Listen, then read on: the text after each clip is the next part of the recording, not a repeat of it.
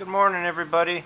I just wanted to show you two things. One thing with a Corona 4 and then one thing with my new Remington 3 project. But this is just kind of explanation stuff of some things. One thing I want to show you, though, is since the beginning of time, okay, let's say you stick two keys, right? So you just hit shift, and watch what happens. There's your magic break-free, whatever. Just hit shift and you'll be free of all that. So that later years they had two arrows pointing on Smith Coronas as if it was some de-jammer key. But really, your shift key since the beginning of time has been your de-jammer key. Okay, now in regards to this Corona 4, a while back I was talking about the carriage lock assembly. And, in the manual it shows this thing sticking towards the outside. Well, that's no good for practicality reasons. When you're down there, how are you going to get your finger in there to get that out? It's unusable, which is why I realized it needs to go on the other way. This, just because the manual shows that picture that way and all that, doesn't mean it's right, okay? Also, let's look here. If you know anything about how things look, and it just looks wrong, I'll show you why. So let's get this platen knob off. Come on. Oh, come on. There we go. Okay. Look at the way it sits on that edge there. Okay? Now maybe I'm wrong, but it looks like it sits forward a little too far or something. No, maybe that's just me because I understand how flipping this is going to help. So when we turn this around, I'll get this open here, and you turn it towards the inside, okay? Now look at how that sits there. It just seems like it, maybe I'm wrong, but it just seems like it's a cleaner sit.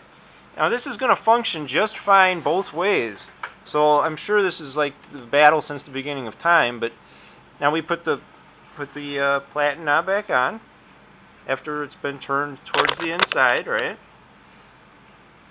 So you can only put that on in one spot. There's a hole in the platen rod that will take the screw. Now you still got that slap. Well, to get that slap out, but being to the inside, you can get at it.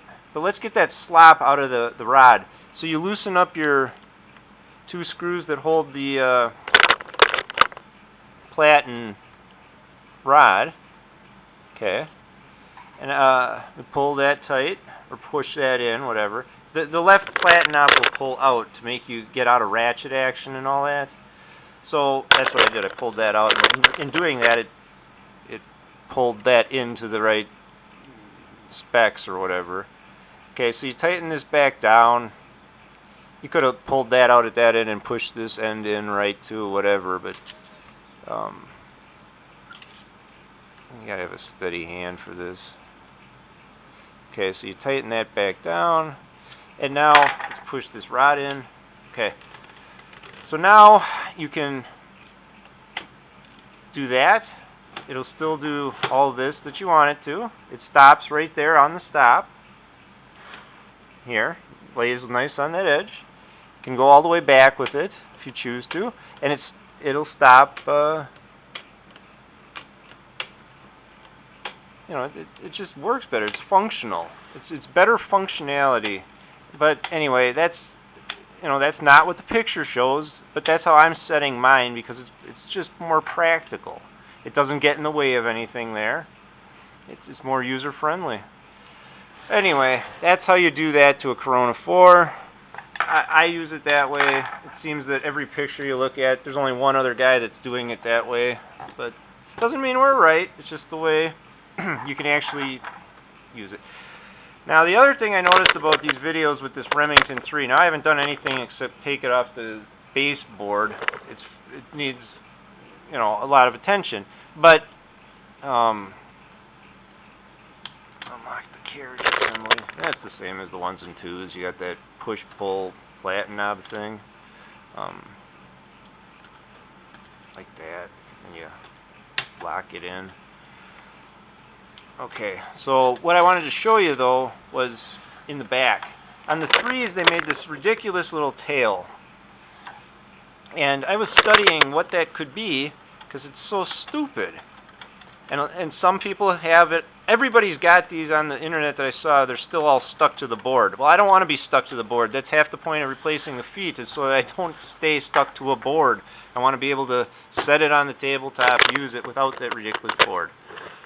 That button back there is a shift. If you were to put this in the case, they were very case-minded. That would automatically... let's say you had it on shift lock, right? And you were like going to just put it back in its case. That button there has a rod that runs under the typewriter and then goes to the bottom of the shift lock, and it automatically would it automatically lets you put it in the case, but it takes you off a shift lock if you had left it on. So that's its whole function, its whole purpose. It's a stupid thing, and it sticks out in the back. And if you're going to be taking it off, there's so let's look underneath. I think it's dumb. So you got to take the little nut off, but you want to probably save the part, you know. So here it is, in all its lame glory, right here. It's got a spring attached to it right here, and that's what causes it to, you know, function on its own. And it comes up to right here. So if you were actually shift locked, see how that touches? Because this is where your shift lock goes. Of course, it's laying on a table edge right now, so that's adding pressure to that. Let's see if we can do this here. Yeah. Okay. Now my fat hand's in the way. So if you were laying flat on a tabletop, that should be cleared right there, so that you can. There. Let's try this. So that you can shift. Where's the lock? There. Lock. Okay. Now you push. You decide to put it back in the case. Let's watch this happen. So it pushes like that. So that's all it does. It just pops you off a shift lock. So it's a useless part. You could take it off, and that's I'm considering it highly because it's only going to get bent, damaged, broke. I mean, there's lots of them that are ruined. This one isn't, but I don't dig it either way. So I'm going to remove this part, customizing my typewriter by removing the silly part, or customizing it by turning it to make it more functional. That's all I'm doing here, guys. All right. Have a good day, everybody. Take care.